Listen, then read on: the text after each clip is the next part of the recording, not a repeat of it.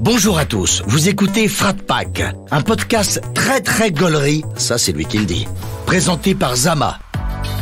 Dans chaque épisode, Zama reviendra sur le parcours de son invité à travers le prisme de l'art. Cinéma, musique, série, télé, rien ne lui échappera parce qu'il est vraiment, mais vraiment très talentueux. Enfin ça c'est toujours lui qui le dit. Des anecdotes, du rire et du kiff, accroche-toi parce que Frat Pack, ça commence maintenant. Bonjour et bienvenue à tous dans Frat Pack. Vous le savez, dans ce podcast, je passe un pacte avec mon invité, celui de passer un bon moment comme si on était des amis d'enfance finalement. Mais d'abord, laissez-moi vous présenter mon invité du jour.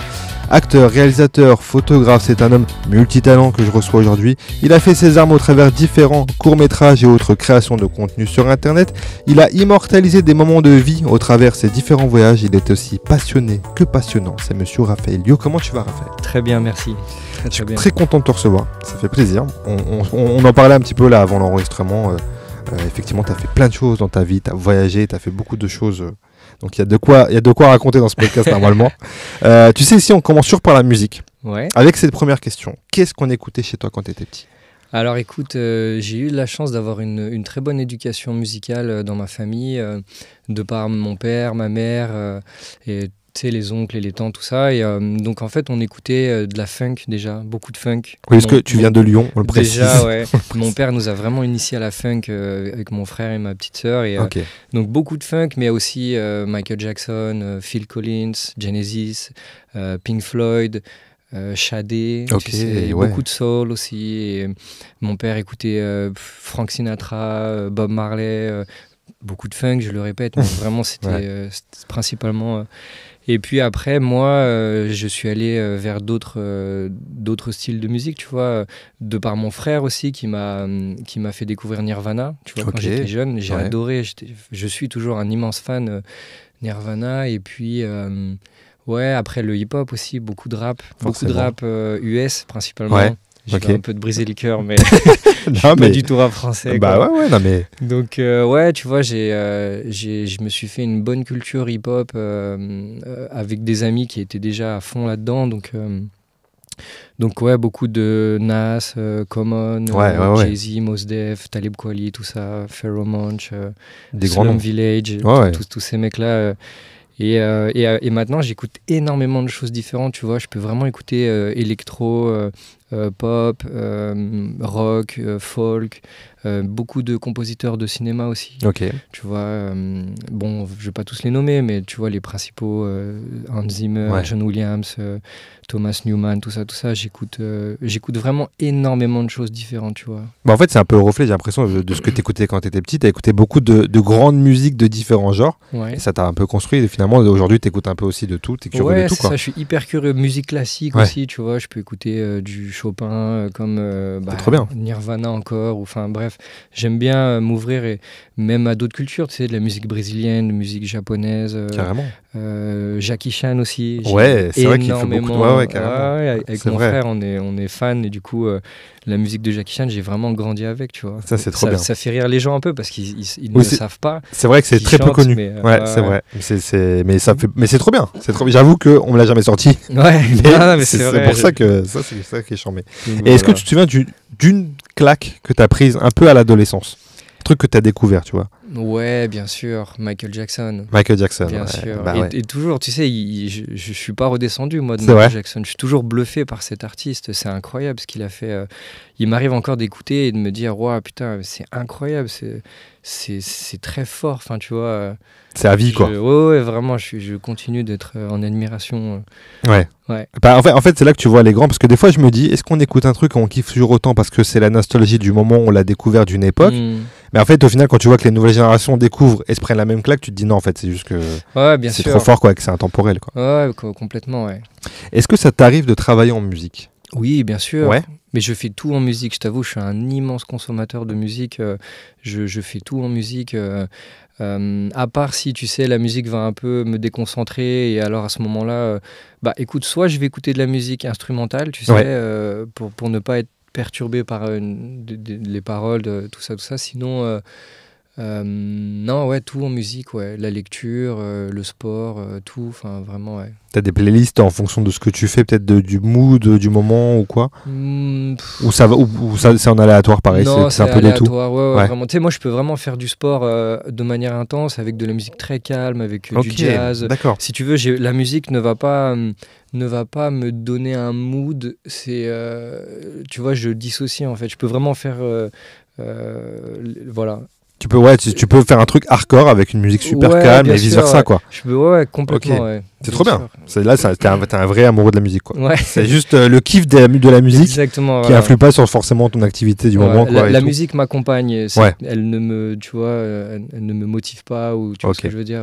Ouais, j'ai capté. Ouais. Est-ce qu'il y a un artiste, je sais pas, un album qu'on t'a fait découvrir à un moment donné, qui t'a marqué, ou tu vois, si je te dis ça comme ça, un truc qui te vient en tête? Oh, il y en a beaucoup, je t'avoue.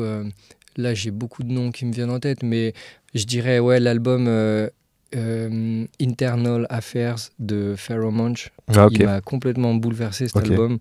Et sinon, Illmatic de Nas aussi. Okay, ouais, bon, Illmatic, encore aujourd'hui, tu ouais, vois, ouais, il a pas je vieilli, l'écoute et Ouais. je me souviens la première fois que je suis allé à New York, je voulais écouter que cet album, parce que pour moi New York c'est vraiment le rap, tu vois. Enfin, j'ai comment dire, j'associe New York avec le rap que j'ai écouté toute ma vie, mais principalement Nas et Illmatic, tu vois. Donc quand j'étais à New York, j'écoutais en boucle Illmatic, et ça devait être kiffant. Ouais, c'est incroyable.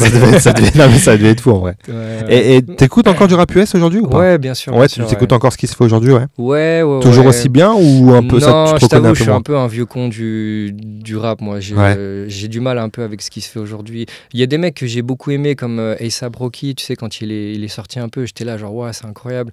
Et après, finalement, il est rentré dans des choses qui m'ont de moins en moins plu. Ok. Mais sinon, non, aujourd'hui, je suis toujours à fond sur Apollo Brown. Ok. Si tu connais ouais, je connais de nom. C'est un producteur de Détroit. Alors, c'est pas un rappeur, c'est simplement un producteur, mais il bosse avec des MC incroyables. Donc, et je l'ai vu en concert il y a pas longtemps à Paris. Et franchement, tout le monde, je vous invite à écouter Apollo Brown. C'est incroyable ce qu'il fait. Mais c'est maintenant de plus en plus, tu vois, les producteurs, on connaît leur nom, tu vois. Là où à une époque, c'était vraiment l'artiste qui était mis en avant et on connaissait pas les noms à côté. Maintenant, les prods sont des stars plus que certains artistes des fois, tu vois, c'est fou. Mais ça, tu vois, moi j'ai eu cette curiosité très vite aussi quand j'adorais des rappeurs. Je me disais, mais qui est derrière tu vois, l'instrument, voilà, le beat. Ouais. Et donc c'était des noms de producteurs qui revenaient, tu vois, Primo, Pete Rock, Skyzoo, d'autres. Et après, ce qui m'a intéressé, c'est quels étaient les samples originaux, tu sais. Ouais. Donc moi, maintenant, mon délire, c'est pas d'écouter forcément du rap, c'est d'écouter les samples originaux des musiques de rap. C'est sûr qu'ils font ça. J'ai une playlist sur mon Spotify, c'est les samples originaux, et dès que je reconnais quelque chose dans de la soul, dans du jazz, peu importe, tu vois, je balance ça dans ma playlist. Et, trop bien. Et j'ai un peu une passion des samples originaux aussi. Mais c'est bien, parce que tu vois à quel point d'autres musiques peuvent influencer un autre genre, etc. Au fil du temps, au fil des années, jusqu'à aujourd'hui, il y a des sons... Et tu te rends compte qu'on n'invente plus grand-chose depuis longtemps. En fait, on fait que, tu vois, de piocher dans le passé.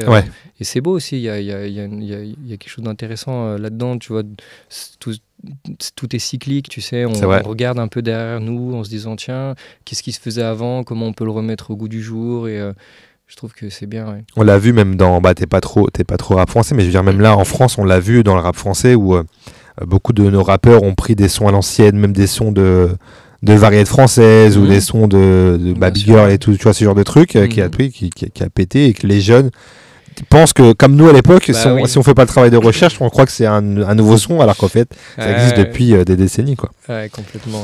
Ouais. Si tu pouvais être réincarné en un chanteur. En un chanteur. Ouais. Ce que tu veux, tu choisirais qui? Mais Frank Sinatra. Frank Sinatra, pourquoi? Mais arrête.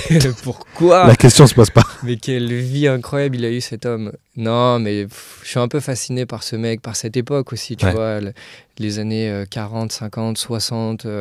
Pas forcément qu'aux États-Unis, mais quand même, finalement, aux États-Unis, c'était assez grandiose, tu vois. Et puis bon, tu sais, c'était un mec... il avait pas forcément l'histoire des connexions avec la mafia et tout, mais tu vois, il était autant ami avec des hommes politiques, tu vois, que des gangsters, que ci, que ça. Et il était pote avec Dean Martin, Sammy Davis Jr., tu vois, c'était la période de Las Vegas. Enfin, je pense que ça devait être beau. Il y avait je pense, une insouciance à ce moment-là où tu vois, le rêve américain, tout ça. Bon, Frank Sinatra, voilà. Ça correspond pour plein de choses à une époque. C'est vrai et le style aussi, la classe, la l'élégance. Il y a beaucoup de ça aussi. Mais c'est vrai qu'au simple nom, ça t'évoque un truc de... je sais pas. Après, bon, tu sais, je sais pas comment il était vraiment intimement, comment il se comportait avec les femmes et tout ça, faudrait le savoir pour te dire si vraiment je veux... Ou alors, si je suis réincarné en lui, je ne ferais pas forcément comme lui, mais... Pour l'artistique, voilà. Pour ce qu'il dégage, exactement, en tout cas. Pour l'image, ça serait... Après, l'homme, je sais pas. Carrément. Voilà. Et si tu devais... Des fois, je dis un seul, mais on va pas dire un seul parce que c'est trop compliqué. On va dire choisir 3 albums que tu garderais là jusqu'à la fin de ta vie. Tu peux en écouter que 3. Ok. Tu choisirais lesquels? Alors vraiment le MTV Unplugged à New York de Nirvana. Ok. Illmatic. Ouais. Et allez, pour un peu changer, pour voir... Si, Cloud de Apollo Brown. Ok. Cloud. Ok. Ça serait les 3 qui... un album instrumental, mais c'est vraiment un des albums que j'ai le plus écouté dans ma vie et que je continue d'écouter. Il est incroyable. Ouais. Tu sais, souvent quand tu écoutes un son que tu écoutes depuis longtemps, tu vois, par exemple, l'album de Nas, ça peut te renvoyer à New York ou à ce moment-là de ta vie où tu étais à New York aussi ou quand tu étais plus jeune. Est-ce qu'aujourd'hui, pareil, tu les écoutes et ils continuent de te marquer à des moments de ta vie, tu vois ce que je veux dire? Ouais, bien sûr. Ça arrive toujours, je sais pas, tu vas faire un autre voyage, tu vas écouter cet album que tu écoutais avant, ça va te rappeler. Ah ouais, complètement. Toujours. Ouais, bien sûr. Et j'adore ça, je crée ça. Tu sais, quand je voyage dans un pays, dans une nouvelle ville, tout ça, j'aime bien me dire, ok, je vais associer ce voyage, cette ville, ce pays à tel album. Okay. Et après, quand je reviendrai sur cet album en étant rentré en France et tout, tu vois, je revoyage d'une certaine manière, ouais, bien sûr. C'est fou, ça, ce pouvoir de la musique. C'est beau, qui fait ça. Ça me le fait aussi des fois. Moi, je le fais inconsciemment.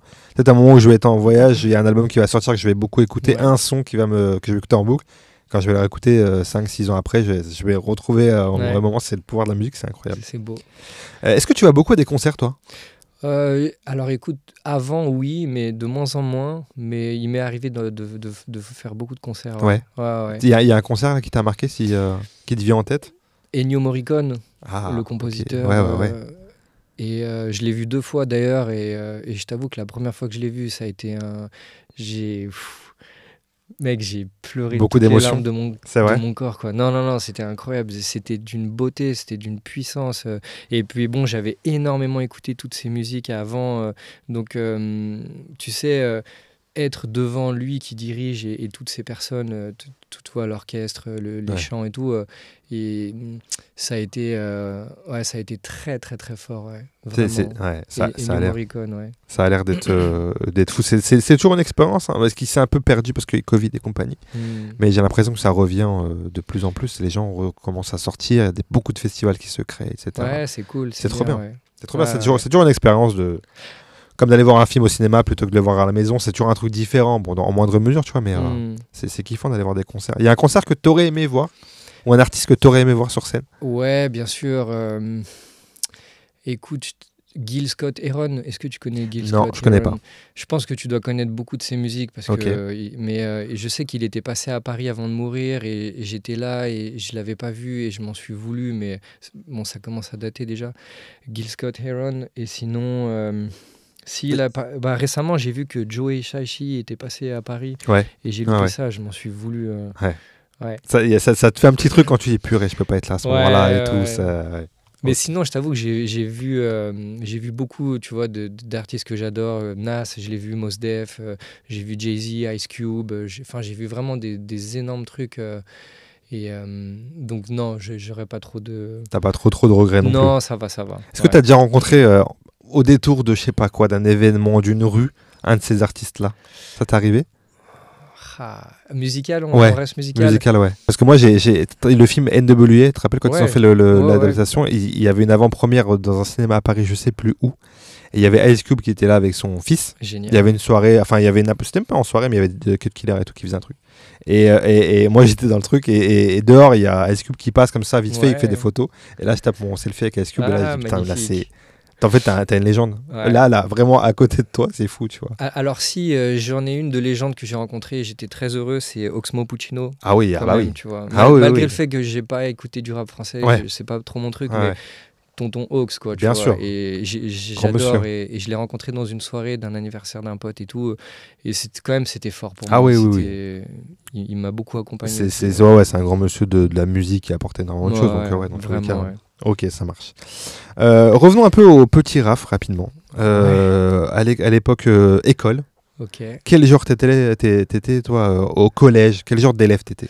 Alors au collège, j'ai eu deux personnalités, on va dire. Ah ouais. Non, au début de mon collège, je voulais faire le con, tu vois, je voulais faire rire mes potes, je voulais pas travailler classique shit, quoi. Tu vois. Ouais, bien sûr. Mon rêve, c'était de faire rire tout le monde et même de faire rire les profs, tu vois. Ok. Ça aurait été, c'était l'objectif. Ça n'a pas forcément marché de faire rire les profs, mais ouais, franchement, je faisais le con. J'aimais bien faire rire mes potes et tout. Et ensuite, j'ai pris quand même conscience, je crois, vers la quatrième, que bon, tu vois, fallait quand même un peu bosser et tout. Ouais. Donc j'ai même demandé à redoubler parce qu'en Ah fait, ouais. j'étais dans la même classe que mes potes chaque année. Tu Ok. sais, on se suivait. Et je me rendais compte que si je restais avec eux, Ouais. j'allais, tu vois, Fallait pas le faire. ça allait pas le faire. Donc tu vois, j'ai trouvé une pirouette avec la concert d'orientation et tout, en disant non, je veux redoubler, faut que je laisse passer mes potes. Et après, ça s'est arrangé sans avoir été un très bon élève non Ouais. plus, parce que faut pas déconner, j'avais pas envie de travailler non plus. Ouais, bien sûr. Mais au moins, je faisais pas le con, tu vois. C'est bien, c'est rare d'avoir cette maturité au Ouais, collège, de se dire ouais, bon ouais. là, je sais que si je continue comme ça va aboutir à rien et Ouais, de te laisser une chance. je sentais que c'était pas, tu vois, Ça, c'était pas une bonne chose. Ouais. et est-ce que un peu plus petit, t'avais un métier de rêve ou même au collège? Ouais, bien sûr, C'était mec, quoi? bien sûr, bien sûr. Bah, moi, en fait, si tu veux, très très tôt, jusqu'à mes 18-19 ans, j'étais fou de dessin. Donc, Ok. je dessinais énormément et principalement, même uniquement des voitures. J'étais Ok. dans le design auto, c'était mon rêve. Ok. Il fallait pas me parler d'autre chose, tu C'est vois. vrai J'étais à fond dans le design automobile, j'étais fasciné, passionné par ça. Et du coup, j'ai passé toute mon ado et j'ai fait une école aussi d'art appliqué après le collège, tu vois, donc toujours dans cette direction. Après, j'ai fait un BTS dans le design aussi, avec l'idée d'être un jour designer automobile. Mais j'ai vite été confronté à une réalité, c'est que c'est des études souvent privées qui coûtent Ouais. extrêmement cher, donc impossible pour mes parents d'assumer ça, tu vois. Et donc, est-ce qu'on viendrait pas, est-ce qu'on n'en viendrait pas à l'acting? Bah que ouais, c'est à ce parce que moment-là, exactement, parce que t'as anticipé mes questions d'après, mais Ouais. effectivement, c'est exactement ça. Ton parcours, c'était quoi les études? Bah écoute, Et ouais, vas-y, dis-moi. Non, Est-ce non, que j'ai j'ai- des trucs à rajouter à ce niveau-là? T'avais cette ambition de faire ça? ouais, tu t'es donné c'était les mon moyens, rêve. en Vraiment, tout c'était cas, mon rêve. c'était ton rêve, Je ouais. t'avoue que j'étais obnubilé par ça, tu vois. Et tu sais d'où ça vient ou pas? Ce kiff de dessin et de dessin auto? Bah, le dessin, ouais, tu vois, ça a été une passation de notre grand-père qui était un artiste aussi, qui Ok. dessinait, qui était très manuel, bricoleur et tout. Et du coup, on passait beaucoup de temps chez mes grands-parents et notre grand-père, pour nous occuper, tu sais, plutôt que de nous foutre devant une télé à regarder des débilités, il nous prenait par la main, venez, on va faire ça, on va dessiner, on va faire ça, on va faire de la peinture. Trop bien. Ouais, j'ai eu un grand-père incroyable. Et donc on va dire que la création artistique vient de lui. Et après, je pense que les voitures, c'est... bon, tu sais, avec mon père, on n'était pas très proches, mais on partageait, on avait enfin, mon père aimait les voitures, il aimait le cinéma, des trucs. Donc, je pense qu'en étant enfant, pour être aimé par mon père, comment dire, pour qu'il Adouber un peu Ouais, avec lui, traîner pour se avec lui un peu. retrouver, Ouais. pour traîner avec mon père, je pense que j'ai adopté un peu cet amour des voitures qui finalement, ça m'a vite passé, tu vois. Ouais. Mais je pense que tu vois, c'était un peu papa, moi aussi j'aime les voitures, Ok. aime-moi, intéresse-toi, Ouais, je vois. intéresse-toi à moi, tu vois. Et du coup, j'ai fait cette espèce de connexion et voilà, ouais. T'as allié en finale. Je pense, hein, tu sais, je fais de la psychologie Non, à deux balles, mais de toute façon, j'essaie de comprendre. je pense tu que c'est vois. ça. Parce qu'à 13 ans, 13-14 ans, pourquoi on est passionné des voitures, c'est chelou. C'est pour quoi. ça. Je me dis, bon, c'est rare de se dire. En plus, c'est très près. Mais au final, je pense que c'est exactement ça, parce que tu as associé ta famille, en fait. Ouais, Ton grand-père, je ton père, pense, tu as ouais. allié dessin Un et. manque d'amour, un manque Et ouais, de. Tu vois, je pense, ouais, ça doit être un truc. Mais qui a développé peut-être ton esprit artistique aussi, au Oui, final, avec oui, le oui, dessin, ouais. etc. Ouais. Ouais. Et donc, comment se fait la passation, effectivement, de Je suis là et je finis par faire des vidéos avec des potes sur Internet, entre autres. Et bah, très naturellement et de par des rencontres, encore une fois, tu vois. Donc j'habite à Lyon, tu vois, moi je viens de Lyon, je fais mes études d'art appliqué, je suis à fond là-dedans, mais comme je te disais, au fur et à mesure, je me rendais compte que ce rêve de design automobile, tu vois, s'éloignait, devenait de plus en plus difficile, et donc je commençais un peu à me dire, bon, faudrait peut-être m'ouvrir à d'autres choses d'une certaine manière, tu vois, et en fait, j'ai rencontré un ami à Lyon, enfin, on avait des potes en commun, on se connaissait un peu, mais sans plus, c'est Casa, tu connais Casa. Ouais, carrément. Et en fait, tu vois, je rencontre Casa dans un bus un soir à Perrache en direction de Oulin. Et je lui dis, tu vois, naturellement, qu'est-ce que tu vois, tu fais quoi, t'étais où et tout. Il me dit, j'étais chez un pote, on était en train d'écrire un petit court-métrage qu'on va tourner la semaine prochaine. Et alors, donc là, je te fais encore un petit retour en arrière, c'est que j'ai quand même malgré tout toujours aimé l'acting, faire le con, faire des personnages, et aussi j'ai toujours eu des petites caméras avec mon frère, on faisait des, tu vois, des petits sketchs, des trucs. Après, je le faisais avec mes potes aussi au lycée, je les faisais chier entre deux cours. Les gars, venez, on fait un petit sketch dans les couloirs et tout. Enfin, j'ai toujours eu un peu cet entrain pour la mise en scène, raconter des histoires et faire le con, faire des personnages. Et donc, il me dit ça, et en fait, ça, tu vois, ça éveille ma curiosité. Et je lui dis, mais de quoi? Raconte-moi un petit peu, tu vois, quel est ce projet, tout ça. Donc, il me dit, avec un pote, on fait des courts-métrages, on fait des trucs. Et je lui dis, est-ce que je peux venir voir, assister à l'un des tournages? Je suis hyper curieux, tu vois. Et il me dit, ouais, bien sûr. Donc, il m'invite à venir sur le tournage. Et finalement, je me retrouve sur ce plateau et j'adore, tu vois, j'adore ce que je vois, j'adore la façon dont se font les choses, les différents postes, tu sais, la lumière, le son, tout ça. Et en plus, il s'avère qu'ils ont besoin d'un gars pour faire un petit rôle. D'accord. Je sais pas si un mec n'est pas venu et tout, mais quoi qu'il en soit, ils me disent tiens, tu peux pas faire ça et tout. Et donc, donc je finis par jouer dans ce court-métrage, tu vois. Un petit sketch, c'était plus un sketch qu'un court-métrage. Et à la fin de la journée, il y a des gars qui viennent me voir, dont un en particulier qui s'appelle Guillaume Gamin, qui me dit c'est cool mec, t'es bon comédien, comment ça se fait que je te connais pas, t'es dans quelle école, ou tu vois. Et je lui dis non, pas du tout, moi je suis pas comédien, je fais du design et tout. Et il me regarde et il me dit un truc genre t'as du talent, tu devrais faire quelque chose, tu vois, tu devrais en faire quelque chose, genre ne laisse pas.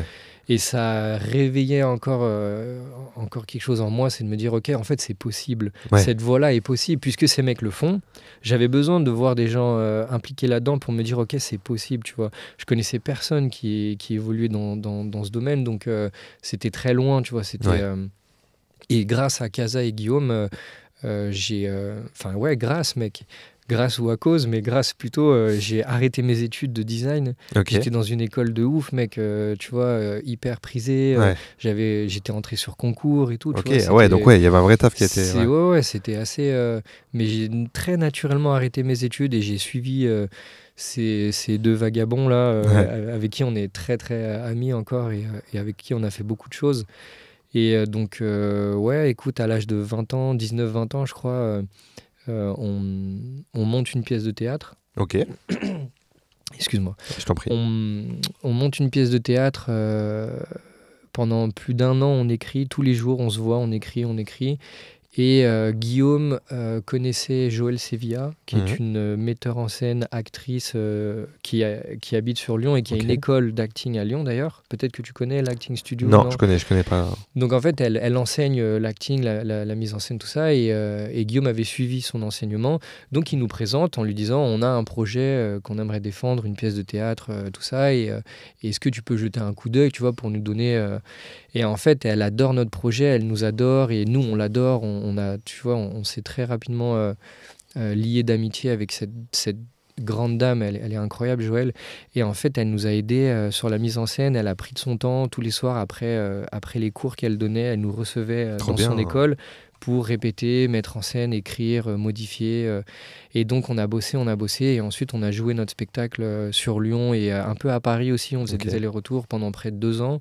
Et franchement, ça a plutôt bien marché, tu vois. Ça s'appelait Les Apprentis. Petit clin d'œil aux affranchis. Il y avait un petit truc. Et en gros, c'était un spectacle dans lequel on prenait en otage le public. On était un peu des braqueurs abrutis, tu vois. Ok. Et c'était génial, superbe expérience. Et ensuite, pour te la faire courte, mais moi je décide de venir à Paris, de m'installer à Paris pour faire une autre école d'acting, le studio Pygmalion, Ok, ouais. qui est très axé cinéma. Et aussi j'avais envie de quitter Lyon, j'avais envie de quitter un peu le petit confort de la tu vois. Tu sais, être chez la maman, Ouais, bien sûr. La Bien bouffe sûr. qui est près de tous les jours, Ouais. voilà, tu vois, j'avais un besoin un peu de me mettre en danger ou je sais pas, quelque chose comme ça, quoi. Donc me voilà à Paris, Te voilà à Paris. à 21 ans et voilà. Et ben c'est charmé, je savais pas du tout. Tu vois, j'allais te demander comment se fait l'arrivée dans le monde artistique, mais finalement c'est via un bus vers Roulin. Ouais, grâce à Casa. Grâce à Casa, ouais, bien sûr. Je lui dois beaucoup à Casa et Guillaume. Et aussi, il y a eu John Rachid à Lyon. Ouais, moi je t'ai connu, Ouais, je crois bien que sûr. j'ai dû te connaître avec les vidéos de John Rachid où tu tournais beaucoup avec lui dans Bah des ouais, bien sketchs, sûr. etc. Bah écoute, en parallèle du développement de cette pièce de théâtre, on faisait aussi des vidéos, on faisait beaucoup de sketchs sur Dailymotion à l'époque, un peu avant l'arrivée de YouTube et tout. Et en parallèle, au même moment, John Rachid avait développé de son côté, lui il bossait tout seul, tu vois. Et c'est tout à son honneur d'ailleurs, il est assez autonome ce garçon, tu vois. Et donc en fait on est devenu potes avec lui parce qu'on faisait des trucs à Lyon, il faisait des trucs à Lyon, on est devenu même très amis, très proches, et on a fait des trucs ensemble. Et lui après il m'a fait bosser dans presque toutes ses vidéos parce qu'on a eu un vrai coup de cœur autant humain que artistique et tout, tu vois. Et je lui dois beaucoup aussi parce qu'il m'a quand même fait beaucoup travailler. C'est vrai que moi qui suivais beaucoup ce qu'il faisait, genre dans beaucoup de vidéos on te voyait et ton nom, enfin moi en tout cas qui regardais beaucoup YouTube à ce moment-là, je connaissais ton nom via John Rachid, quoi, tu vois. Bien sûr, complètement, mais et lui et Casa travaillaient sur l'écriture, tu vois, l'organisation, la production et tout. Ouais. Et moi, j'arrivais sans savoir ce qu'on allait faire, et il me jetait une perruque et un t-shirt de merde. Il me disait aujourd'hui, t'es un fan de Johnny Hallyday et tu fais ça. Okay. Et moi, j'étais là genre ok. C'est quoi le texte, ok, et je faisais le con, c'était l'une des meilleures récréations de ma vie, tu vois. Parce que c'est vrai qu'à cette époque-là, il faut recontextualiser, mais il y a beaucoup de fiction sur YouTube. Il y a beaucoup de fiction. John Rachid, d'ailleurs, faisait partie de ceux qui faisaient aussi de la fiction, des petites séries, des petites telenovelas, des trucs comme ça, quoi, tu vois. Et donc, du coup, effectivement, quand tu veux jouer, etc., c'est aussi une porte d'accès. Même si c'est des sketchs, des fois c'est du second degré, etc. Mais tu incarnes des personnages et tout, et c'est une petite école, quoi. Ouais, bien sûr, complètement. C'est un petit échantillon de ce qu'on veut tous faire après, c'est-à-dire du cinéma, de la télé, des séries. En fait, le sketch, la comédie, c'est facile pour nous, et puis ça nous, tu vois, on était tous fans des Inconnus, donc tu sais, on avait l'impression de savoir un peu, facilement, c'était facile pour nous de le faire, je veux dire, mais on avait tous des rêves de cinéma derrière, tu vois. John Rachid, c'est un grand cinéphile, tu vois, il adore le cinéma, et je sais que son rêve, il a des rêves de cinéma aussi, plus que des rêves de comédie, tu vois. Carrément. Donc, voilà. Et donc là, tu es à Paris à ce moment-là. T'as quel âge, tu me dis ? Ouais, je crois que j'avais 21 ans. 21 ans ? Je suis très mauvais pour les dates. T'as la vingtaine. Début de la vingtaine. J'ai 20 ans, ouais. Début de la vingtaine, t'es à Paris. Et donc là, t'es à l'école, du coup. C'est quoi tes objectifs ? Comment tu dis, je vais continuer dans ce domaine-là, je vais essayer sur YouTube, parce que tu commences aussi à avoir un petit nom sur YouTube, d'avoir des connaissances à droite à gauche, quoi. Ouais, non, en fait, mais c'est un peu mon problème, je crois, c'est que j'ai pas vraiment de stratégie, d'objectif, tu vois, je suis un peu nul pour tout ça, moi, je suis un peu trop, tu sais, au jour le jour, au feeling, donc bref, non, l'idée c'est de me former déjà, vraiment d'apprendre le métier de comédien, tu vois, donc, je fais le studio Pygmalion, c'est assez intense, tu vois, c'est tous les jours, et j'apprends des choses incroyables, tu vois, voilà, c'est un travail très, très, très important. Et l'idée, c'est de trouver un agent, tu sais, pour faire des castings, de faire des castings, de décrocher un rôle et de voilà, quoi, tu vois, c'est ça l'objectif, on va dire. Mais bon, le problème, c'est que tu sais, attendre que le téléphone sonne et tout, tu connais un peu le voilà, tu vois, c'est pas bon en fait. Non, c'est pas le bon truc, c'est pas la bonne stratégie. Pendant très longtemps, j'ai cru que ça m'arriverait, tu sais, parce qu'en plus tout le monde m'a toujours dit ouais, t'as du talent, t'es fort, t'es drôle, mais pour toi, mais c'est bon, mais ça va marcher, mais pour toi. Et j'ai trop écouté ça, malheureusement. Je leur en veux à ceux qui m'ont dit que j'étais à ceux qui m'ont dit que j'étais talentueux ou je sais pas quoi, parce qu'en vrai, je pense qu'il y a un peu en moi, il y a eu une comment dirais-je. Tu sais, je me suis dit, ok, si tout le monde le dit, c'est que ça va me tomber dessus. Tu t'es laissé un peu voguer à ce qu'on disait en disant. Non, quoi, tu vois. Ouais, mais à ta décharge, c'est une époque où tous, il y avait un peu ce truc-là, tu vois. Maintenant, c'est facile de dire ça, tu vois. Je pense qu'aujourd'hui, il y a plein de gens de ta génération ou d'avant qui ont connu ce truc-là où c'était nouveau en se disant, ouais, on peut péter, on peut faire ceci. En plus, il y avait l'arrivée de YouTube, il y avait tout un truc qui faisait que tu as envie. Et voilà. Mais maintenant, aujourd'hui, on sait que c'est plus compliqué. Peut-être, on sait que ça se passe pas forcément comme ça. En fait, clairement, il faut être à l'initiative de projets. Il faut faire des choses. Et moi, j'avais peut-être trop l'idée que ça me tomberait dessus. Mais ça ne tombe pas. Mais ça tombe pas, ça tombe très très rarement. Alors c'est vraiment. Voilà, c'est des cas particuliers et je ne suis pas un cas particulier. faut l'accepter. C'est une histoire sur 1000, c'est genre de. On m'a repéré dans la rue, on a dit c'est toi. Ouais, grave. Tu vas faire ça. Mec, t'as du style, je te veux dans mon film. Bah ouais, ok, on tourne demain. C'est demain, t'es prêt? Non, mais oui, je suis là, pas de souci. Est-ce que tu peux me parler brièvement aussi de l'aventure Blablou? Ouais, bien sûr. Avec du très beau monde. Ouais, d'ailleurs tu as reçu Jonathan Donnel. Jonathan Donnel, ouais, gros big up à Jonathan. Frérot, mon bébé. Carrément. Gros bisous Jonathan. J'avais reçu Hakim Omiri aussi dans un autre podcast, pas celui-ci mais dans un autre podcast avant. Ouais. Hakim, mon bébé aussi. On est très très amis tous. Ouais. Non, bah écoute, en fait, si je dis pas de bêtises, c'est Casa encore. Enfin, c'est même sûr, c'est Casa l'initiative. En fait, on se rencontre tous, tu sais, à Paris, c'est petit. Il y a un projet qui se crée mais qui ne se fait pas, un truc avec Danny Boone qui devait créer une chaîne YouTube, donc on est appelé un peu pour tu vois, créer un pôle auteur, acteur, tout ça. Donc il y avait Freddy Gladieux, Stéphane Cafiero, enfin bref, on est quelques noms là-dedans et finalement ce projet ne se fait pas, mais le groupe reste, tu sais, on devient tous potes. Et Casa décide de créer un concept, donc Blablou, et Jérémy Nadeau aussi rejoint l'équipe, Vincent Scalera aussi, et Guillaume Gaman, qui est le fameux Guillaume. Et donc en fait, on décide de créer un concept de sketch complètement, comment dire... tu sais, qui n'ont pas vraiment de sens. L'idée, c'est d'être drôle, bien sûr, mais j'ai pas c'est un peu d'absurde, c'est un peu... Voilà, et merci, un peu absurde, complètement. Et donc, on fait des réunions d'écriture, chacun propose des sketchs, et donc, Casa, tout ça, se débrouille pour trouver un financement, tu vois, une prod... vraiment, je te synthétise. Ouais, bien sûr, plus complexe que ça, mais voilà. Bien sûr. Et donc, on finit par tourner Blablou une première saison et on s'éclate, tu vois. C'est incroyable. C'est une récréation complètement folle pour nous tous. Et ça marche plutôt bien, tu sais. On a eu des bons retours, mais on n'a pas eu de retour sur investissement. On n'a pas, aucune marque a voulu s'associer à nous parce qu'on était quand même, tu sais, des fois un peu too much, tu vois. Il y a souvent des costumes nazis et des oui, trucs, effectivement. Où tu dis bon, ok, il y a aucune marque qui va nous filer du pognon. Mais on a quand même réussi à faire la saison 2 grâce à Vincent Scalera qui a autoproduit, on va dire, la saison 2, mais pareil, ça n'a pas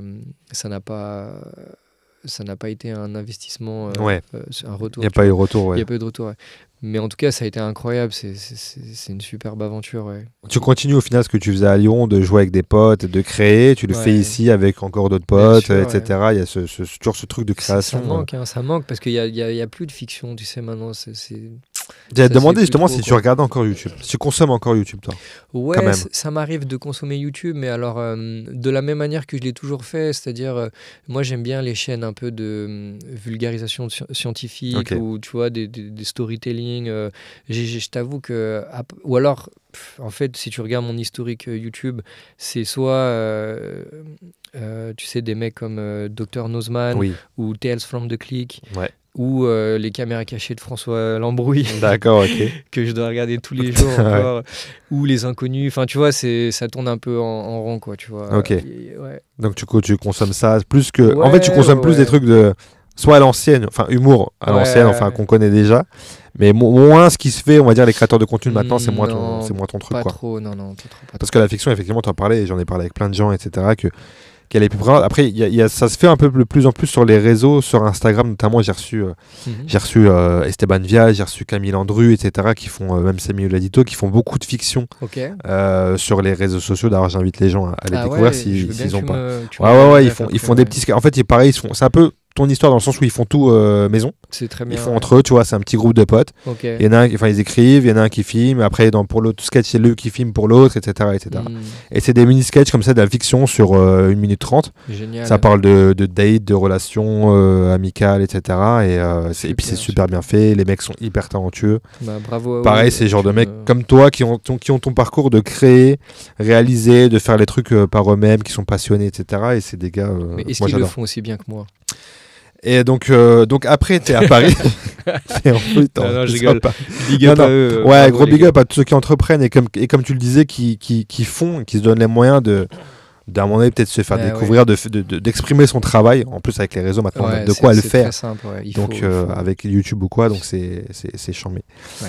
Qu'est-ce qui quand t'es plus jeune, c'est quoi tes modèles tu t'en parlais là des inconnus, etc. Mais t'as des modèles d'acteurs français, américains, des actrices même peut-être qui te bluffent. Ouais, bien sûr, mec. Robert De Niro. J'attendais ce nom. C'est vraiment un cliché. Je sais que t'as vu tous ces films. Ouais, bien quasiment, sûr. Mais non, je t'avoue qu'il m'a un peu, il m'a un peu foutu ma vie en l'air. Il m'a complètement déstabilisé. Quand je l'ai vu dans Les Affranchis la première fois, j'étais, mais comment dire. Il a transcendé le genre pour moi, quoi, tu vois, il est incroyable. Et du coup, il m'a complètement donné envie d'être acteur de cinéma et tout ça, tu vois. Ça a été une révélation un peu pour... Ouais, vraiment, ouais. Il est grandiose en tant qu'acteur, hein, tu vois. Ouais. Mais ouais, Robert De Niro, ouais. C'est un grand monsieur qui est toujours là, qui fait qui performe tout le temps. T'aimes toujours ce qu'il fait maintenant ? Ou tu te reconnais un peu moins? Non, je t'avoue que les dernières choses que j'ai vues de lui, si à part le dernier Scorsese, là, il était assez incroyable dedans. Je l'ai pas encore vu. C'est super, vraiment, il faut le voir. Je sais, il faut. Non, il est excellent dedans, ouais. Mais ouais. Mais il a fait, tu le pardonnes, il a fait son taf, ça y est, maintenant. Ouais, bien sûr, je pense que là, il prend ses millions, il en a rien à foutre. Je pense que...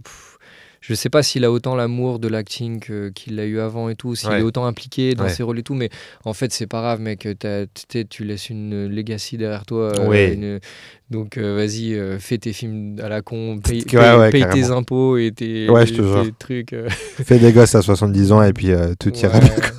Non, mais moi, je trouve ça charmé parce que c'est un grand acteur qui a cette image de mec dur, enfin de film un peu de mafia, etc.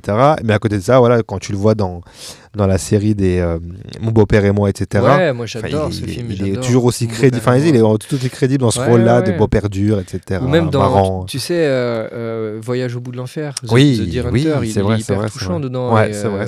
Tu vois, il n'est pas présenté comme étant un mafieux ou quoi que ce soit, ou un gros dur. Un dur, ouais, carrément. Au contraire, même, il va être complètement brisé par la guerre et tout. Enfin, non, mais ouais, De Niro, beaucoup d'admiration, complètement. Est-ce que les Affranchis, c'est toujours ton film de chevet? Ouais, bien sûr. Ouais. C'est un film que je connais par cœur. Je le connais par cœur en français et en anglais, tu sais, parce que je l'ai d'abord découvert en français, comme tout le monde, en cassette, tu sais. Avec des potes, on louait ça aux vidéos futures, je sais pas quoi. Et puis après, j'ai basculé sur la version originale.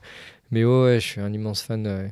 J'ai entendu ça pour préparer ce podcast que quand tu l'as découvert avec tes potes, au final, t'es resté le seul bouche bée devant ce film. Quand tes potes étaient partis, avaient déserté au bout d'un moment à jouer à la console et que toi, t'es resté devant. Tellement ça t'a captivé que tu t'es pris une claque à tous les niveaux, quoi, avec ce film, avec De Niro, entre autres, bref, avec tout le cast. Bien sûr. Mais même, tu sais, la mise en scène, tout, je veux pas vraiment, je veux pas glorifier, tu sais, le milieu des mafieux, les gangsters et tout. C'est même pas tant ça qui me plaît dans ce film. C'est vraiment, tu sais, la mise en scène, la façon façon dont sont racontés les personnages, et même le film est hyper moderne, je trouve. Tu sais, t'as du sound design, t'as Scorsese, il était, et puis tu sais, t'as des plans séquences incroyables. Ouais. Le plan quand ils rentrent dans le restaurant, tu sais, qui sont filmés de dos, ils passent dans la cuisine, hop, on leur apporte une table, ils s'installent, mais c'est un des plus, c'est de l'opéra, tu vois, c'est un des plus beaux plans du cinéma. Mais ouais, Scorsese, il est fort pour ça. Même dans Casino, tu sais, pour te créer tu sais, te glorifier des salopards, tu vois. Oui, parce que oui, ça n'en reste pas moins que des c'est connards. vrai, c'est vrai. Et à la fin, il va te les détruire, il va te montrer à quel point ils ont été cons, ces mecs-là, et à quel point leur milieu, c'est de la merde, et c'est fragile aussi, tu sais. Enfin bref, et je trouve qu'il est fort pour les rise and fall. C'est vrai. Ouais, c'est vrai. C'est très vrai. C'est très vrai. Mais en fait, ce que tu me dis, c'est marrant parce qu'au final, ce que tu kiffes aussi, c'est la musique que ça raconte. Tu vois, au-delà, je mets la BO à part, hein, bien évidemment, qui c'est aussi un vrai truc. Mais tu sais, ce truc de plan séquence, c'est une vraie musique quand tu regardes, tu vois, de comment c'est amené, c'est orchestré, etc. Quoi, tu vois. C'est vraiment charmé. Ça rejoint ce que tu disais tout à l'heure, ça te parle aussi, j'imagine, parce que tu as cette sensibilité-là. Oui, bien sûr, mais tu vois, Scorsese, c'est un mec, comment dire, c'est très important pour lui de raconter des histoires dans l'histoire, tu sais. Il va te raconter des histoires par le cadre, le plan. D'autres le font, hein, bien sûr, là on parle de Scorsese, mais c'est propre à beaucoup, Terrence Malick et d'autres.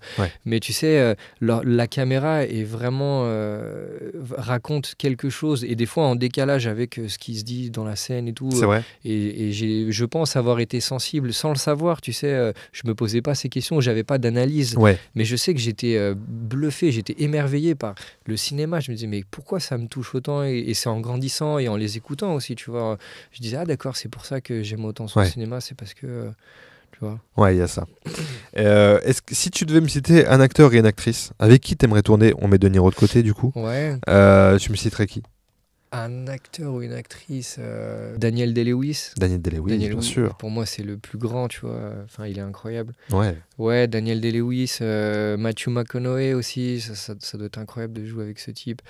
Et non, même en France, on a des super acteurs. J'adorais jouer avec Pierre Ninet aussi, tu vois, il est incroyable. Jean Dujardin aussi, hein, franchement. Bien sûr. Jean Dujardin, il est...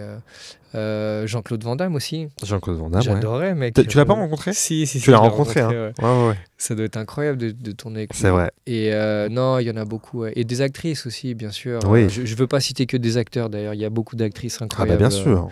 Bien sûr, on le voit même là pour prendre récemment, et c'est très mais même je veux dire, même une Margot Robbie, j'adore moi. Oui, bien sûr. Elle arrive à jouer, à être crédible dans plein de rôles différents. J'adore ces acteurs ou actrices polyvalents, et où ça te parle, peu importe le style. Tu vois, en France, on a un mec comme Gilles Lelouch, tu vois, ou Laïla Bekti, pour prendre un homme et une femme, qui je trouve sont aussi doués pour faire marrer, pour jouer un film dur, pour jouer un film dramatique, tu vois. J'adore moi ces profils-là qui sont hyper polyvalents. Après, c'est le rôle d'un acteur, tu vois, mais c'est toujours bluffant, quoi, tu vois, de voir ça, de se dire, tu te prends une claque, tu vois plus la personne, tu vois plus l'acteur qu'il est. C'est fort. Ça, surtout quand c'est des noms, des grands noms, que ce soit en France ou aux États-Unis, quand tu vois plus l'acteur et tu vois le personnage.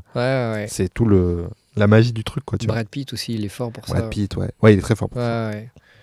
C'est vrai. Moi, je suis un grand fan de DiCaprio. Ouais, aussi. J'aime beaucoup DiCaprio. Bien sûr, Et tu l'as vu? Excuse-moi. Vas-y, dis-moi, pardon. Tu l'as vu le film qu'il a fait quand il était jeune avec Robert De Niro? Non, je l'ai pas vu. Le film s'appelle A Boy's Life. Il est très jeune, il est genre ado, un truc comme ça. Ouais, mais ce film est incroyable. J'ai pas vu. C'est un de mes classiques. C'est vrai. En fait, c'est De Niro, c'est son beau-père. Donc DiCaprio, c'est un jeune ado, et sa mère se met avec ce type-là, De Niro. Et au début, c'est un mec cool, De Niro, tu vois, il est un peu marrant, il fait un peu le con et tout. Et au final, au fur et à mesure, ça devient un connard, tu vois. Et le film est magnifique, A Boy's Life. A Boy's Life, ok, je vais me le noter. Le voir, ce film. Je vais me le noter. Des fois, c'est galère de trouver ce genre de film maintenant. Ouais, je crois. Faut vraiment diguer. Bon, après, tout se trouve tôt ou tard. Mais limite, faut l'acheter en fait. Mais avec un peu de chance, il y a une plateforme qui finira par le ça mettre, serait top. L'acheter. Ça serait top. Tu vas beaucoup au cinéma encore? Ouais, bien sûr. Ouais. Beaucoup, ouais. Tu te souviens d'un film que tu as vu par exemple? Hier, je suis allé au Hier, ciné. ok. Ouais, j'ai vu Civil War. Ah, je voulais le Civil voir. War. Ouais, c'est Ok. pas mal, c'est pas mal. C'est cool, ça va? Ouais, c'est cool, c'est cool. Mais bon, ça manque de profondeur, je trouve. D'accord. Mais bon, non, sinon je vais beaucoup au cinéma, mais tu sais, moi j'habite dans le 5e arrondissement de Paris Ouais. et j'ai la chance d'avoir tous les cinémas Ah oui, indé, ok, d'art d'accord. et d'essai Ok. à côté de chez moi. Donc en fait, tous les soirs, je peux voir des classiques, Ah, des ça, c'est vieux bien, films. Et quand je dis vieux films, tu sais, c'est pas des films des années 50 en noir et blanc. Il y en a, bien sûr, Oui, oui, oui. heureusement, mais tu peux aussi choper des films qui sont sortis dans les années 70, 80, 90. Et donc tous les soirs, j'ai 5 ou 6 cinémas à côté de chez moi qui passent des immenses, des chefs-d'œuvre. Trop bien. Et bon, moi j'ai un abonnement UGC, donc voilà, je ne paye pas, mais c'est des places à 7 balles, tu vois. Ouais, c'est que dalle. 7-9 euros. Donc j'invite Ouais. vraiment tout le monde à déjà les soutenir, ces cinémas, parce que tu vois, ils sont un peu en danger. Bien sûr.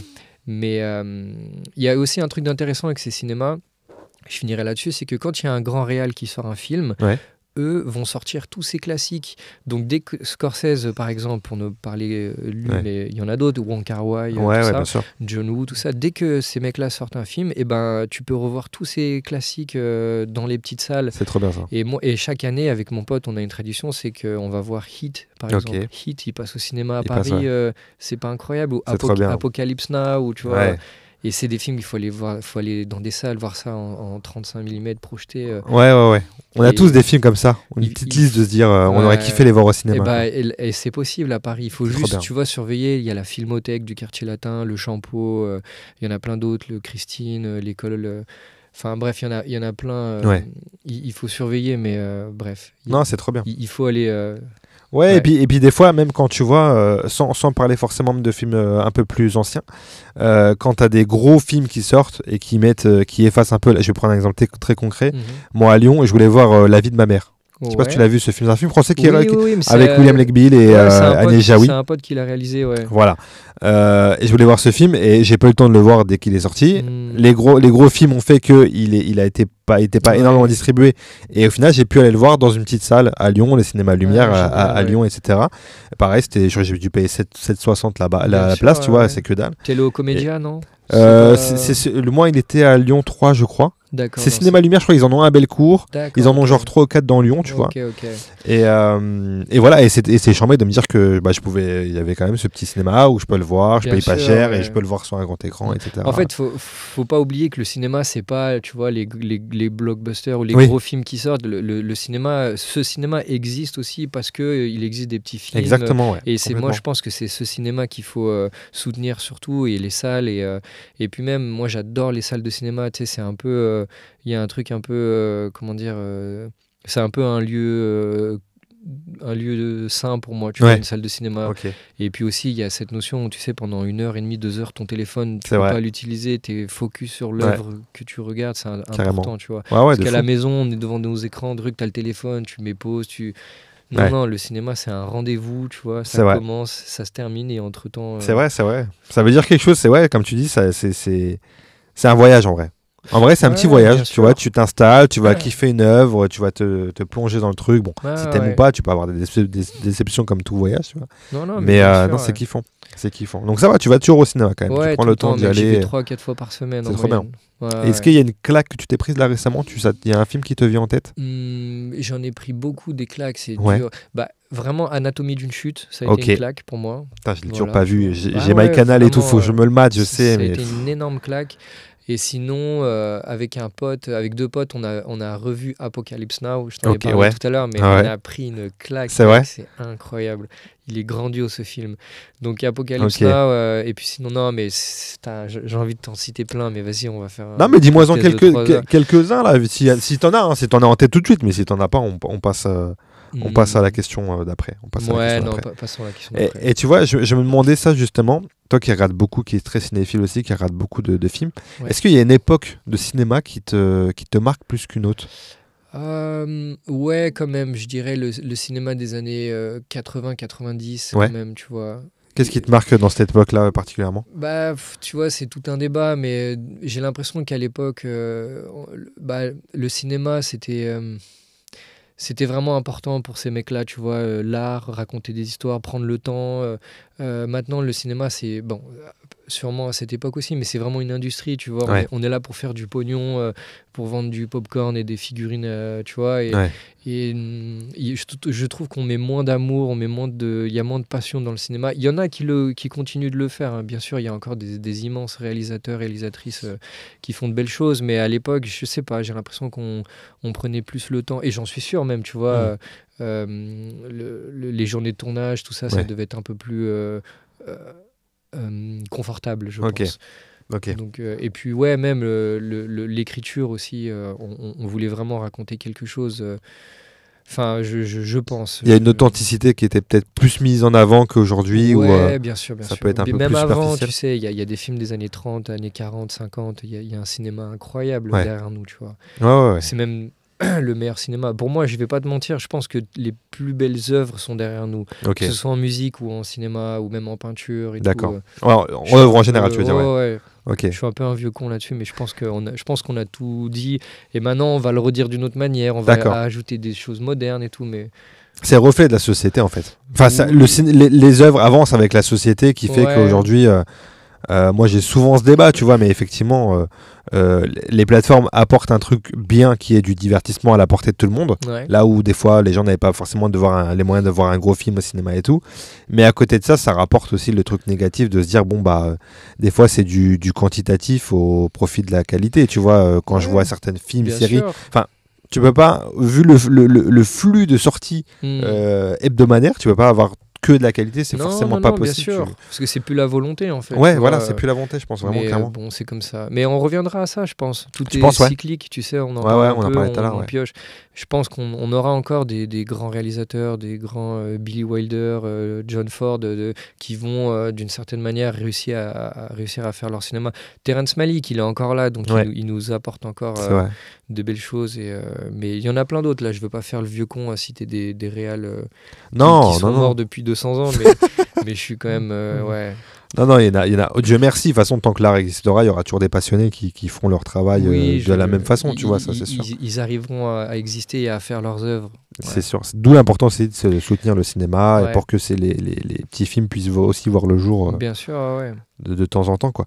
Et je sais que t'es un mec qui justement kiffe diguer un peu quand il trouve une œuvre, d'aller voir, tu en parlais tout à l'heure aussi avec la musique et tout, savoir ce qu'il y a derrière, etc. Est-ce que tu prends toujours aussi autant de plaisir quand tu regardes un film, par exemple, sur une plateforme, qu'à l'époque, je sais pas, des DVD où il y avait ces trucs, des bonus, tu vois, tu pouvais facilement aller mater les making-of, les bloopers, enfin, tu sais, tous ces trucs-là, c'était chambé, quoi, tu vois. Est-ce que t'as connu, enfin, j'imagine, voir le film avec les commentaires du réalisateur? Exactement, bien sûr. Et j'ai fait ça avec le Parrain. T'as fait ça? Avec le Parrain, avec j'imagine. Snatch aussi. Et franchement, regarder Snatch avec les commentaires de Guy Ritchie qui te raconte les coulisses, le truc, tout, c'est incroyable. Mais maintenant, du coup, ça se perd parce que t'as pu. Je sais même pas si c'est trouvable aujourd'hui. Si tu vois un film demain sur Netflix, je sais pas, de voir les coulisses de ce truc-là, je sais même pas si c'est possible, quoi, tu vois. Mais et du coup, est-ce que quand même il y a ce kiff quand même de regarder un film sur une plateforme quelle qu'il soit, t'as cette même appréhension de se dire je vais découvrir une œuvre ou quand même pas assez. Beaucoup moins, je t'avoue. Je reste quand même fidèle au cinéma, donc tu vois. Mais non, il y a des bonnes choses sur les plateformes, bien sûr, faut pas dénigrer. Ouais, bien sûr. Non, ce que j'aime bien, je sais pas si c'est dans le sens de ta question, mais par exemple, si j'adore un film, peu importe plateforme cinéma, j'aime bien après aller sur la feuille, la fiche IMDb ou Allociné et aller voir les anecdotes, les je le fais aussi ça. Il y a souvent des trucs. Ils font souvent ça, anecdotes de tournage, comment ça s'est fait, ça devait être comme ça, c'est comme ça. Et c'est souvent intéressant de. C'est kiffant, c'est toujours ce qu'ils font. Raphaël, on va faire une petite pause pour faire notre petit jeu, le Quiz Art. Putain, je le sens pas du tout. C'est vrai, tu le sens pas. Je rappelle le principe pour ceux qui ne connaissent pas. 1 minute pour répondre à un maximum de questions sur la pop culture, sur ce dont on va parler, un peu la musique, le cinéma, la télé, etc. Si tu sais pas, tu me dis je passe pour aller plus vite. Ok. Et puis voilà, ça va bien se passer. T'appréhendes suffisamment ou pas? T'es bon ou pas? Tu joues beaucoup toi ou pas? Non. T'es pas un mec qui joue? Non, pas trop. Mais je suis nul à ces trucs-là. C'est vrai, t'es nul? Je pense que je vais connaître les réponses, mais ça va pas venir. Ça va pas venir. Mais vas-y, essayons. On essaie, on se fait ça. Est-ce que tu es prêt? Je mets le chrono et tout. Raphaël, est-ce que tu peux me citer, s'il te plaît, 3 films avec Robert De Niro? Voyage au bout de l'enfer, Les Affranchis, Casino. Un humoriste qui a son comedy club. Farid. Une série Netflix. Fury. Une chanteuse anglaise. Florence and the Machine. Un film avec Tahar Rahim. Un prophète. Un film sans Tahar Rahim. Hit. Un duo d'humoristes. Eric Ramsey. Un dessin animé Disney. Aladdin. Une émission sur TF1. Enquête exclusive. Un titre de Michael Jackson. Billie Jean. Une chaîne YouTube. Tales from the Click. Un rappeur marseillais. SCH. Un participant de LOL sur Prime Video. Je sais pas. Un film Marvel. Je passe. Une série Canal+. H. Une série, un film sur la boxe, pardon. Raging Bull. Une présentatrice du 20h à la télé. Passe. Ça va, hein, ça Combien va, ça va, ça va. On va compter parce que... Attends. 1, 2, 3, 4, 5, 6, 7, 8... je vais te compter l'émission sur TF1 parce que enquête. Mais ils sont pas un truc comme ça? Ouais, il doit y avoir un truc comme ça, ou groupe TF1, il doit y avoir comme ça. 9, 10, 11. Rappeur Marseillais, 12, 12. Tu m'as dit un film Marvel? Non, pas. Oh, okay. Je connais pas les films Marvel et tout. Série Canal, non, tu m'as pas dit non plus. C'est Marvel, Superman? Je sais même pas, gars, moi je connais pas. Ouais. Je crois pas, je suis pas sûr. Série Canal, tu m'as pas dit non plus. Non, tu m'as pas. Non, Si, j'ai dit H. Tu m'as dit H. Ouais, ok, c'est bon, je te H, prends ça. Canal, ouais. 13 du coup, 14 films sur la boxe et 14, on s'arrête là. 14. C'est okay. très bien 14. Ouais, c'est bien. Oh ouais, c'est très très bien 14. J'ai eu peur que tu me poses des questions sur le foot parce que je connais rien au foot. Non, je sais que t'es pas jeu vidéo, t'es pas trop foot et tout, donc je t'ai épargné ça. Putain, comment tu sais tout ça de moi, mec? Bah oui. Putain, c'était fort. Mais ok, vraiment film sur la boxe, j'attendais Rocky. Mais t'as été chercher. Mais mec, Rocky, c'est toute ma vie, Rocky. C'est jamais le plus évident qui te vient, t'as vu? Des fois, tu vas chercher un truc, je sais pas où, qui te vient dans le cerveau. Ouais. Et l'évidence, tu le sors pas tout de suite. Mais ouais, Rocky, bien sûr. Rocky, bien évidemment. Non, mais ça va, je m'en sors bien. 14 bonnes réponses, c'est une très très bonne moyenne. Hein. Okay. C'est une très très bonne moyenne. Bon, ça va. C'est quoi ton rapport à la télé? On en parlait là justement vite fait, là, mais tu regardes encore la télé? Écoute, j'ai pas de télé. Ok. Et j'en ai pas depuis très longtemps. Et non, je suis pas très télé. J'aime pas l'objet déjà, tu vois, j'aime pas ce qu'ils proposent. À part les chaînes, encore une fois, je vais faire le mec chiant, mais les chaînes genre scientifiques ou tu sais, Arte, des trucs où il y a du contenu, il y a quelque chose. Apprenez-moi quelque chose. Bien sûr. Mais le divertissement, je suis pas trop client. D'ailleurs, je passe un gros big up à Arte qui même font des séries hyper quali. Ouais, voilà, moi sûr. je découvre plein de séries sur Arte que j'adore. Et qu'on pense pas regarder, qui passent inaperçus mais qui sont super bien. Donc, les chaînes de voyage, tout ça, j'aime bien, mais sinon, non. Et pourquoi t'as remarqué qu'on n'assume jamais? On dirait, tu vois, même là, tu commences en préambule en disant je vais faire le vieux con, mais il y a ce truc de. Alors qu'en fait, non, tu vois. Non, c'est cool en vrai. Je veux pas être réfractaire et être contre tout ce qui se fait aujourd'hui, tout ce qui marche. Tout ouais, ce que les gens non, peuvent bien aimer. sûr. En fait, tu sais, quand tu dis que t'aimes pas quelque chose. Je pense, pas inconsciemment, mais tu sous-entends que ceux qui aiment cette chose sont un peu cons, tu vois. Donc, oui, je veux pas mépriser ceux qui regardent la télé, qui l'allument tous les jours. Tu sais, dans ma famille, quand je rentre chez ma mère à Lyon, la télé est allumée tout le temps. Et ça même, mec, je veux dire, ça m'agresse, quoi. Tu vois, la présence de cette voix et puis même la sonorité. Tu vois, particulière de la télé, ça me... je supporte pas. Quand t'étais plus jeune, tu regardais quand même un peu ou t'avais des programmes où... Ouais, bien sûr. Bah, tu sais, mais c'est cette facilité aussi que j'aime pas. Tu sais, arriver, te foutre sur un canapé et regarder des choses et être dans une forme d'inaction et de regarder des gens faire quelque chose, ça m'emmerde. Tu vois ce que je veux dire. À part si j'apprends quelque chose, tu vois. Montre-moi un doc sur l'univers, sur les trous noirs et tout. Je vais être comme ça pendant 2 heures sans problème. Mais si c'est peut-être des gens qui jouent à un jeu, qui font deviner des trucs pour gagner, je sais pas quoi. Ouais, il faut que ça te stimule quand même un minimum pour que t'adhères au truc, quoi. Ou alors si c'est Malcolm, vas-y, Malcolm, Friends, vas-y, je regarde. Là, bah, tu sais quoi, c'est une parfaite transition pour parler de séries. Ouais. C'est quoi, tu regardes beaucoup de séries, t'es un gros consommateur de séries ou pas? Ouais, quand même, quand même. T'as une série là que t'as maté récemment qui te vient en tête ou pas? Bien sûr. J'ai encore revu et pour la 1000e fois. Et Soprano, il va me dire, je le sens. Putain, mec, je te jure que c'est vrai. Bah oui, j'étais sûr. Mec, c'est incroyable, les Sopranos, j'arrive pas à m'en remettre. C'est vrai. Les Sopranos, Breaking Bad aussi, j'ai revu pour la 1000e fois. The Office, je regarde tout le temps The Office. En fait, je pense que je suis continuellement en train de regarder The Office. Dès que je la termine, je la reprends naturellement. Non, après, bon, ça c'est pour, on va dire, mes classiques, Ouais. tu vois. T'es classique, ouais. Sinon, là, j'ai commencé la série Franklin sur Apple TV, Ok. série dans laquelle j'ai un petit rôle. Mais c'est vrai, mais je suis un grand pour les cons. mais c'est vrai, je suis un grand consommateur de Apple TV. Moi, j'adore Ah ouais ce qu'ils font. Et ben, mec, tu vas me voir dans Et je vais Franklin. regarder Franklin. C'est Bien. quoi, dis-nous un peu. C'est l'univers de... Enfin, c'est l'univers, non, c'est la vie de Benjamin Franklin. Ah mais oui, j'ai vu le Benjamin ok. Franklin, quand il est venu à Paris pour, Oui, j'ai vu le pour chercher de l'aide auprès de la France pour Ok. soutenir l'indépendance des États-Unis. Enfin, c'est un truc historique, donc en plus, Ok. tu vois, c'est assez intéressant et j'ai joué dedans. Ouais. Charmé. Ouais. Donc tu regardes ça. En ce moment, je Franklin. regarde ça et c'est super. C'est trop bien, ouais. Mais sinon, ouais, les séries, en fait, j'ai un peu un problème, mec. Je suis un peu autiste. Dès que j'aime une série, je peux vraiment. Tu la mates, mais c'est peut-être inquiétant, je crois. Non, mais on a un point. Attends, je vais rien dire parce qu'on a Ah un point ouais. commun, toi et moi. C'est qu'on a regardé énormément de fois la série Entourage. Ah oui, Entourage aussi, ouais. Entourage, Moi, je connais par cœur. J'ai encore les 6 tickets de cinéma du film. Quand Ah il est oui, sorti, oui, je l'avais été ah. voir au moins 3 fois à Châtelet. Incroyable. Je l'avais vu, même si c'est pas le meilleur film. En fait, j'étais matrixé Ouais, par cette non, série. non. Et tu sais que nous, Vraiment. on a vu le film avec mes potes au Grand Palais. Il y avait une projection spéciale et il y avait Adrienne Grenier qui est Ah venue. ouais. Mais on l'a croisé à la fin, vite fait et tout. Trop bien. Mais ouais, je suis un immense fan de Entourage. Bah ouais. non. Moi, je veux rencontrer Jeremy Piven, Ouais, et qui est Harry Gold. Il est incroyable. Je suis tombé amoureux de ce gars, Ouais, ouais. de sa prestation. Et moi, mon personnage préféré, c'est Johnny Drama. Ah bah oui. J'adore. En Il fait, est tellement attachant. j'adore les losers. Tu vois. Ouais, ouais. Vraiment, le cinéma, dans les comédies surtout, j'adore les losers. Tu vois. Donc Johnny Drama aussi. Par exemple, dans Marie à tout prix, tu sais. Ouais. D'ailleurs, c'est son frère, tu vois. Ah oui, Kevin c'est Dillon, Kevin ouais, Dillon ouais, et, exact, c'est et vrai, Matt c'est vrai. Dillon. Et Et Matt en Dillon, fait, ouais, c'est vrai. et j'adore le personnage j'adore les losers. quoi, T'adores tu les vois, losers, ouais. ouais. Ouais, Mais les losers ouais. qui ne savent pas qu'ils sont des losers, Oui. tu vois, ceux qui se battent et qui essayent d'eux, mais toi tu regardes ça, tu dis ah non, ça marche pas. Ouais, Drama pour le coup dans la Mais série Drama, Entourage, c'est il vraiment est ça. quoi. grandiose hein, ce personnage, hein, vraiment. Ouais, ouais. Moi je l'adore. Ouais. J'ai adoré cette série, franchement. Ouais. Donc, Donc, j'entends parler d'un reboot de temps en temps, Ah ouais. mais je suis pas pour. Non, Personnellement, il faut pas faire ce genre de choses. Tu vois, il faut laisser Ouais. personne n'irait repeindre la Joconde une deuxième fois. Exactement. Laisser ça tranquille. tu C'est vois. exactement ça.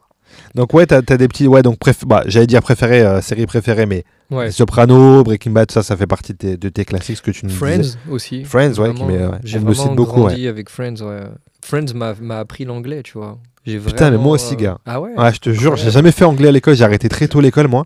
Et en fait, c'est les Friends, entre autres, mais c'est Friends, je crois, j'ai commencé les séries avec Friends, Ouais, où c'était ouais. encore des inédits. Ouais. Je crois que ça devait être Ah. l'avant-dernière saison, un truc comme ça. Ouais, j'ai Et je suis aussi. tombé dans ces séries-là. Après, il y a eu Prison Break. Bon, là, j'étais Ouais, c'est comme un cool, fou. Prison Break, ouais. Donc, voilà, et j'ai appris l'anglais, en fait, avec les séries en VO, quoi. Ouais, bien En sûr, VO bien sûr. sous-titré, quoi, tu vois, donc, Donc ouais. Friends, Friends, ouais. et puis ouais, j'en ai plein d'autres, mais ouais, Entourage, Breaking Bad, Ouais. Les Sopranos, ouais. Il y a un truc un peu plus récent que tu as vu, qui t'a marqué ces Ouais, dernières années? bien sûr, j'ai adoré la série Escape at Dannemora. Ah, j'ai pas vu. C'est une série, je crois qu'elle se trouve sur Canal+, et c'est avec Benicio del Toro, Ok. Paul Dano et Patricia Arquette. Et D'accord. c'est incroyable. Et alors, c'est Ben Stiller qui réalise. Ok. Mais c'est pas du tout une comédie, c'est même un drame assez dark, tu Ok. vois. Donc, Escape at Dannemora. Ok. Franchement, c'est incroyable. Ah, tu m'as chauffé, là. C'est l'écriture est parfaite. Je crois qu'il y a 8 épisodes, tu sais, 6 Ok. ou 8. Ouais, donc bien. Mais chaque épisode est un long métrage, un chef-d'œuvre, quoi, tu vois. Putain, ça, Donc ça, c'est tu la m'as- dernière grosse claque que j'ai pris en termes de série, ouais. Je vais mater ça. Ça m'intéresse. Tu l'as vu Pardon. Tu l'as vu j'en ai déjà parlé dans ce podcast, donc je vais pas en parler grandement, mais Severance sur Apple TV. Ah non. Parce- Ah non, mais je vois avec la tête coupée du mec et tout. Mais on m'en a parlé, on m'a dit de la voir. Et aussi réel par Ben Stiller. C'est pour ça que je fais le lien. Incroyable, il est fort, Tu Ben vois. Stiller. hein. Ouais, Très, et très ça fort, a été, cette série a été une des claques que j'ai pris récemment, Ok, ok. d'originalité, de jeu d'acteur, de l'originalité beaucoup parce que je regarde beaucoup de séries et souvent ça tourne en boucle, etc. Ouais, ouais. Là, le sujet est grave original Mm.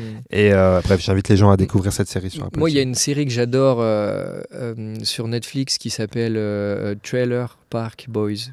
Trailer Park Ah, Boys. j'ai dû voir passer le truc, mais j'ai pas vu, j'ai Mec, pas regardé. c'est incroyable, Ah c'est ouais tellement drôle. En fait, déjà, c'est vieux, ça a quelques années, donc Ok. c'est cool. Il y a un peu tu sais, une texture VHS. Ok. Les mecs n'ont pas de smartphone et tout, mais bon, de toute façon, ils en auraient pas parce que c'est des gars qui vivent dans un trailer park Ouais. au Canada, tu sais, dans des mobilos, mais c'est des mecs, c'est des losers, mais t'as jamais vu des mecs aussi losers que Ah ça. ouais. Et en fait, ils sont aussi cons les uns que les autres. Et leur vie, c'est d'essayer de vendre de la weed pour faire un peu d'argent. Et t'as le gérant du parc, tu Ouais. sais, et qui les déteste. En fait, c'est un peu Bibi Pekoya, tu sais. Ah, ok, Eux, ils d'accord. sont là, lui, il essaie de les arrêter, mais ça marche pas. Et ils sont tout le temps en train de se battre. Ok. Mais je te jure, mec, c'est la série la plus drôle du monde. C'est vrai. C'est Ah, putain. n'importe quoi. Et c'est sur Netflix. C'est sur Netflix. Ils c'est ont cool. fait des dessins animés, ils ont fait des longs Ah ouais métrages. En fait, au Canada, c'est C'est une immense, institution. tu vois, c'est une Ok. institution. D'accord. Et en France, il y a peu de gens qui connaissent, mais voilà, je vous invite à regarder Tu nous- Trailer ok. Park Boys. Et, Trop bien sur ouais. Netflix. Ça marche. Là, tu m'as chauffé là. Là, Ouais. les deux séries que tu m'as citées là, qui ont rien à voir les deux, Ouais. mais Est-ce qu'il n'y a pas de Dan Mora, c'est incroyable. mec. Ok, je vais regarder Vraiment. ça. En plus, gros casting, hein, là, Ouais, gros ouais, acteurs ouais. que tu me dis. Est-ce qu'il y a une série que tu Ouais. n'as jamais vue mais que tu fais croire aux gens que tu as vue? Non, Non. j'assume, on va dire. Tu Ouais. vois, ouais. Ok, J'ai jamais très vu bien. Game of Thrones. En fait, j'essaye à chaque fois, mais j'arrive pas à choper. Ça me chope pas du tout. Parce quoi. que c'est souvent sur ces grosses séries-là, Breaking Bad ou Game of Thrones, qu'on fait Ouais, croire, ouais. quand on t'en parle, oui, je vois de quoi tu parles, mais Ouais. je rentre pas dans le détail, tu vois. Mais... Non, je fais pas semblant parce que justement j'aime bien avoir des débats et expliquer pourquoi et j'aime bien qu'on me fasse changer d'avis aussi. Donc tu vois, Ok. j'ouvre tout le temps le truc. Et Game of Thrones, personne t'a fait changer d'avis. Mec, j'arrive pas. C'est vrai. C'est quoi qui te bloque? Mais je n'aime pas. Je n'ai même pas envie de savoir ce qui va se passer pour les Ok. personnages. J'en ai rien à foutre. Putain, c'est fou parce que. Et je crois que c'est. Excuse-moi. Non, vas-y. Je crois que c'est le côté aussi un peu, tu sais, pas science-fiction, mais comment tu sais, cette notion un peu mystique, tout ça, Ok. ça marche pas avec moi. Ah oui. Et si en plus tu me dis qu'à un moment donné il y a des dragons, vas-y frère, Ah, tu laisse-moi décroches. tranquille. Ok. Je veux pas des dragons, moi. Ouais. Non, mais ouais, non, mais je comprends totalement. Mais bon, je sais que c'est tout un débat parce qu'apparemment les dragons ça arrive à la fin, puis il y en a pas beaucoup, tous Ouais. les mêmes. Et non, je sais pas, ça marche pas avec moi quoi. Non, mais après, c'est des. Parce que Et moi, j'ai regardé plein d'épisodes. Hein. Ah oui, t'as vraiment regardé, Ouais, quoi. Tu t'as j'accroche pris le pas. temps de donner la chance au produit, quoi. Ouais. Non, parce que moi, je suis pas du tout un fanatique. Genre, pour moi, Breaking Bad, c'est genre, voilà, Ouais. c'est un chef-d'œuvre, tu vois. Ouais. Et j'ai beaucoup aimé Game of Thrones, mais je me suis lancé d'accord, ok. très longtemps après. Ok. Genre, quand j'ai vu que vraiment il y avait un engouement, parce que à l'époque de la diffusion en live, il y avait tout un truc où l'épisode 9 de chaque saison était un truc de malade. Ah oui. Voilà, il y avait un espèce paraît-il, de ouais. gros cliffhanger et tout et machin. Et donc, quand j'ai vu, voilà, je me suis dit, bon, je vais quand même mater. Mais moi, je déteste tout ce qui est truc médiéval un peu. Ouais, moi aussi. Je voilà, n'arrive tout ça, pas, ouais. je regarde aucun truc comme ça. Ouais. Pareil, tout ce qui est. Moi, je regarde par exemple même les Marvel, je regarde pas. Ouais, Je moi non je plus, décroche tout ce qui est j'arrive pas à tout voilà, ça, ouais. super-héros, trop d'effets Ouais, spéciaux, j'arrive ouais. pas du tout. Donc, Game of Thrones sur le papier, c'est pas du tout ma cam. Ouais. C'est vraiment pas du tout mon truc. Mm. Mais j'avoue que je me suis laissé Ok. hyper par le truc, même si c'est dur, hein, parce qu'au début, il y a beaucoup de personnages. La saison 1, j'étais perdu. On te présente tout de suite beaucoup de je pense qu'il y a personnages. ça, il y a Des beaucoup maisons, il y a de beaucoup machins, trop de trucs. d'informations, Ouais, il y a je crois. beaucoup d'informations, donc c'est très dur. Ouais. Après, effectivement, la narration, la réalisation aussi, parce que c'est un moment donné, après, quand ça a pris de l'ampleur, il y a Ouais. beaucoup d'argent. Ça se voit, c'est mis à bon escient, tu vois. Oh, j'en suis Tu sûr. rentres dedans, En mais. fait, voilà, tu vois, par exemple, Breaking Bad, pour faire un espèce de parallèle, et je sais pourquoi j'aime Breaking Bad et pas Game of Thrones, c'est que Game of Thrones, dès que tu commences la série, il y a tout un monde qui existe avant, d'accord? Mais Breaking Bad, dès que tu commences, l'histoire commence avec toi en tant que C'est vrai. spectateur, C'est vrai. et tu suis le début, tu suis l'élément déclencheur de pourquoi il C'est va vrai, c'est arriver vrai, là. c'est vrai. Et Game of Thrones, t'arrives, c'est un bordel. T'arrives au milieu d'une soirée où il y a eu des bagarres, il y a eu des Exactement. trucs, et tu t'assois et on te dit ah putain, il y a 20 minutes, il y a une putain de bagarre dans la cuisine. Toi, t'es là genre, putain, j'ai pas vu. Mais oui, c'est ça. Donc t'es obligé d'attendre qu'on te raconte la bagarre et qu'on dise T'as mais raison, attends t'as parce raison. qu'il va revenir. Et en fait, je crois que ça m'a fait chier. Non, mais je Ça- comprends. Ça m'a C'est perdu. un très bon parallèle. C'est vraiment, tu ouvres Ouais. la porte, et là, il se passe tout Ah ça, et t'es au ouais, milieu j'ai- du truc, tu te dis, waouh, ok. Oh la flemme. Ouais, je comprends. Foutez-moi Je comprends. le camp. Moi, j'adore les trucs, les mini-séries, par exemple. J'adore Ouais, les ouais, mini-séries c'est où c'est une incroyable, histoire qui est terminée. Il y a eu il y a 5 ou 10 épisodes, Mm. mais tu sais que tu vas regarder un Mais truc je qui va pense qu'il s'arrêter. va y en avoir de plus en plus, je pense. Ouais, tu penses? Bah parce que tout le monde commence à avoir ce discours un peu Ouais. de ouais, il y en a marre des séries qui durent trop longtemps, Qui dure trop de trop longtemps, saisons. ouais, Voilà, tu vois. Vite fait, on parle un petit peu de photos, des réseaux sociaux. Je voulais parler un peu de ça avec toi parce que c'est aussi une de tes cordes à ton arc, la photo. Ouais. Tu fais beaucoup de photos qu'on peut retrouver sur tes réseaux. Mhm. Tu kiffes? Il y a un pays que tu as visité, que tu as adoré immortaliser. Il y a des moments je sais pas, qui te revient comme ça? Même si chaque pays est différent a ses particularités, j'imagine. J'en ai eu beaucoup, mais la Russie, ça a été incroyable. Moscou, Saint-Pétersbourg, visuellement, c'était incroyable. Ouais. New York aussi, bon, pour le choc de la première fois quand tu arrives à New York avec un appareil photo, c'est bon, voilà, tu vois. Sinon, là récemment, j'étais au Japon aussi, j'ai pris une immense claque, c'est merveilleux le Japon, tu vois, c'est d'une beauté, mais de partout, peu importe où ton œil se pose, c'est beau, c'est propre, c'est bien pensé, donc ouais, visuellement, c'est assez bluffant le Japon. Et sinon, excuse-moi, tu me demandes une destination. Non, ah bah oui, mais c'est trop bien parce que ça, non, tu peux me faire ce que tu veux. Il y a pas de une destination, c'est trop dur. Ouais, non, c'est. Ouais. Qu'est-ce que tu kiffes dans la photo? Les gens. Ouais. J'aime bien la street photo, tu sais. Ouais. Aller prendre en photo des gens qui font quelque chose ou pas, ou qui attendent. En fait, il y a un thème que j'adore, que j'ai un peu touché du doigt à New York, c'est la solitude dans l'espace. Tu sais, c'est la solitude dans des grandes villes où il y a beaucoup de monde. Trouver quelqu'un d'isolé parmi les autres et trouver de la beauté, de la poésie là-dedans, se dire, tu sais, dans les grandes villes, on peut quand même se sentir seul, on peut quand même... et du coup, je trouve ça beau à immortaliser en photo et tout, donc j'avais travaillé un peu là-dessus. Enfin, tu sais, je veux pas faire le mec, genre, je travaillais là-dessus. Disons que j'ai porté mon œil là-dessus, voilà, c'était quoi la question? Non, c'était qu'est-ce que t'aimes dans la photo en gros, j'aime les gens, moi, en fait, je trouve les gens beaux, tu vois, les prendre en photo quand ils savent pas qu'ils sont pris en photo, bien sûr, tu vois. Donc, c'est charmé. Ouais. Il y a ce truc, ça me fait penser parce qu'il y a ce truc-là, je suis tombé dessus la dernière fois en scrollant et ça te fait de plus en plus maintenant sur les réseaux. Il y a ce truc il y a un gars, je sais plus le nom, et justement c'est typiquement à New York, je sais pas si t'es tombé sur ce truc-là. Il prend des photos exactement comme tu viens de le décrire, de personnes qui font un truc, un couple ou d'une personne seule. Il doit avoir un petit truc où il l'imprime en petite comme ça très rapidement. Et après il court derrière la personne, il lui dit tiens, je t'ai pris en photo, et il lui offre la photo et j'adore. Cool. C'est trop stylé. C'est cool, c'est cool. des petits formats. Ouais. Et on peut retrouver ça sur tes réseaux. C'est quoi ton rapport au réseau? T'es beaucoup sur les réseaux sociaux ou pas forcément? Ouais, quand même, ouais, bien sûr, je suis sur les internets. T'es sur les internets, sur Instagram principalement. Ouais. Et ouais, c'est cool l'Instagram. Moi, j'ai vraiment commencé au début quand c'était que de la photo, tu vois. Oui. Et tu vois, je prenais ça à cœur, tu vois, de poster une belle photo. Et puis après, bon, voilà, c'est devenu ce qu'on connaît aujourd'hui. Mais ouais, quand même, mais sans trop me prêter au jeu aussi, tu vois. Je fais les choses quand j'ai envie de le faire. J'ai pas de calcul de tiens, chaque semaine je dois poster un truc pour l'algorithme. Non. Moi, je fais les choses quand j'ai envie de le faire. Et des fois, je fais beaucoup de stories. Et puis, tu vois, on me dit tout le temps, putain, tu devrais en faire un reel, tu devrais le poster. Et en fait, je me dis, mais non, vas-y, ça va exister 24 heures. Et c'est la beauté du truc aussi, que ça ne sera pas forcément. Sans dire que mes stories sont incroyables et tout, mais tu vois, je me dis non, allez, tu vois, c'est sur l'instantané. La beauté du truc. Voilà, il y en a 2-3 que je garde, que je mets en publication et tout, mais c'est pas, voilà. Très bien. Raph, on va arriver à la fin de ce podcast. C'est dommage. Mais ouais, il y a encore énormément de choses à dire, mais comme tu le dis, on va faire une partie 2. On va refaire une partie. C'est ça, tu dis toujours ça et on l'a fait jamais. Au final, on n'est jamais là. Non, mais oui, parce que je vois l'heure qui tourne et tout, machin, mais oui, effectivement. Est-ce que tu aurais une recommandation et une non-recommandation à nous faire? Ça peut être culturel ou pas du tout. Ce que tu veux. Est-ce que tu aurais ça en tête? Ouais, vas-y, une recommandation. En fait, Escape at Dan Mora, ça a été une recommandation, mais est-ce que je peux présenter le travail d'un ami artiste? Tu peux, complètement. Alors j'ai un ami très proche qui est artiste, peintre et sculpteur.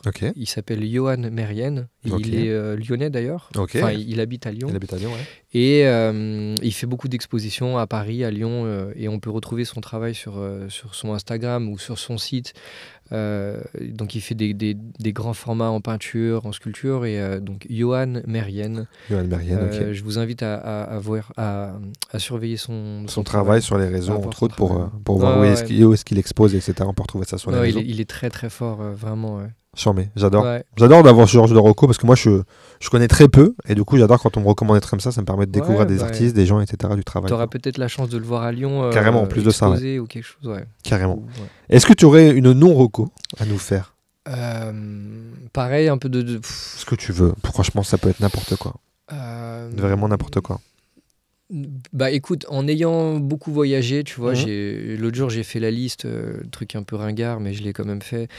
J'ai visité 36 pays, C'est énorme. c'est cool, tu vois. Trop bien. Et en fait, si je peux faire une non-recommandation, ce serait de dire aux gens, n'écoutez pas ce qu'on vous a dit sur telle ou telle culture, tel ou tel pays ou peuple, ou tu vois. J'ai eu des surprises énormes en allant avec des a priori. Ouais. Je reviens un peu là-dessus sur la Russie, par exemple. Ça a été incroyable, les gens étaient adorables, gentils. Au Brésil aussi, bon, au Brésil, quoi qu'on on m'avait pas mis en garde, mais ça a été incroyable. Et dans plein de pays d'Europe de l'Est aussi, j'ai fait beaucoup l'Europe de l'Est, la Pologne et tout, et j'ai toujours eu des rencontres de gens très amicaux, chaleureux et tout. Enfin bref, donc ouais, oubliez un peu... Bah alors, est-ce que ça devient pas une recommandation maintenant? Merde. Non, bah ça marche pour les deux en vrai. Non, voilà. Ça marche pour les deux. Allez faire vos expériences et ne partez pas d'a priori de mais les gens là-bas sont comme ça, on m'a dit tout. Non, non, on s'en fout de ce qu'on t'a dit. T'as raison, t'as complètement raison. Parce qu'on t'a sûrement dit des conneries en plus. Ouais, ouais. Non, mais c'est un bête de. Parce que même moi, quand j'ai pas voyagé autant, mais on parlait d'Australie tout à l'heure quand on arrivait, et à chaque fois que je dis ça, je dis ah non, mais moi je vais pas en Australie, il y a des bêtes, il y a des serpents et tout. Et je dis ouais, les gars, oui, il y en a, mais en fait, il y a pas que ça. Genre, et ça, c'est fou parce que c'est un frein pour les gens, mais réel, tu vois. Je dis les gars, attendez, moi j'étais surtout où tu vas, l'Australie c'est immense. Bon, tu vas à Sydney, les gars, c'est comme si t'étais à Paris, tu vas pas voir des serpents dans la rue, des araignées ou je sais pas quoi. Moi les serpents, je m'en fous, c'est les araignées. C'est vrai ou pas? T'en as vu des fats? J'en ai pas, des fats comme on voit sur les réseaux, j'en ai pas vu perso. Et pourtant j'ai fait un petit road trip en camping-car, tu dors dans les trucs et tout, hein. J'en ai pas vu. Okay. Mais il y en a, bien sûr qu'il y en a, mais faut pas que ça soit un frein, comme tu disais, non, parce qu'il y a tellement de choses à découvrir dans ce monde qu'il faut pas se mettre des limites, ça serait dommage. Vraiment, ouais. Ça serait dommage. Raphaël, à la fin de ce podcast, je fais toujours un cadeau à mon invité, c'est vrai, qui est juste là, je vais te le passer tout de suite. Oh, c'est trop gentil. Dans mon sac blindé. Oh, c'est incroyable. Ouh là je là te laisse découvrir. Je vais s'ouvrir et nous dire ce que c'est. Ça a la forme d'un vinyle. Je ne dirais pas que c'est un vinyle, mais et en plus, c'est complètement vinyle. Je collectionne, mec. Hein. C'est vrai? J'en ai plein. Ah bah ouais, bien sûr. Ah putain, je suis sûr que tu l'as, c'est sûr alors. C'est bon, je merde. suis sûr. Ouais, mais je l'ai peut-être, mais je l'ai pas venant de toi. Non, mais c'est comme que la partie 2, tu dis toujours ça au final. Bon. Du coup, c'est sûr que tu l'as. Oh putain. Oui, je l'ai. Ah oui, tu l'as, c'est sûr. Magnifique. Bill en plus, attends, il s'est un peu. Merci, mec. Non, mais tu sais, je suis un immense fan de Rocky, de la musique aussi. Ah oui, je sais que t'es un immense fan. Ouais, bah ouais. Et je me suis dit, je sais pas si c'est un mec qui collectionne des vinyles ou pas. Si, bien sûr. Mais ouais, donc du coup, forcément, tu l'as. C'est un très très beau cadeau. Merci beaucoup. Raphaël, on peut suivre ton travail sur tes réseaux sociaux, Raphaël Lio. Est-ce qu'il y a des trucs, là tu as parlé de Franklin, il y a des trucs dans lesquels tu as tourné, qui vont arriver, qui peuvent arriver, des projets? Écoute, j'avais tourné dans La Cage de Franck Gastambide, un tout petit rôle. Oui, j'ai vu sur tes réseaux aussi. Ouais, tu vois, c'est cool, je suis très content, c'était une bonne expérience. Et sinon, là, Franklin, et d'ailleurs, l'épisode dans lequel je tourne sort soit demain, soit la semaine prochaine, je sais pas, tu sais, comme ils sortent au compte-gouttes, là. Mais non, sinon, écoute, pour l'instant, il n'y a rien d'exceptionnel, mais ça viendra, tu vois. Ouais, bah, j'ai aucun doute là-dessus. Donc, on peut suivre tout ça sur tes réseaux, Raphaël, encore une fois. Sur Instagram. Merci d'avoir été là, frérot. C'était un vrai kiff de te recevoir. Merci pour l'invitation. Et puis, on se dit à très vite. Avec grand plaisir. La partie 2. Ouais. Allez, ciao. Merci, au revoir tout le monde.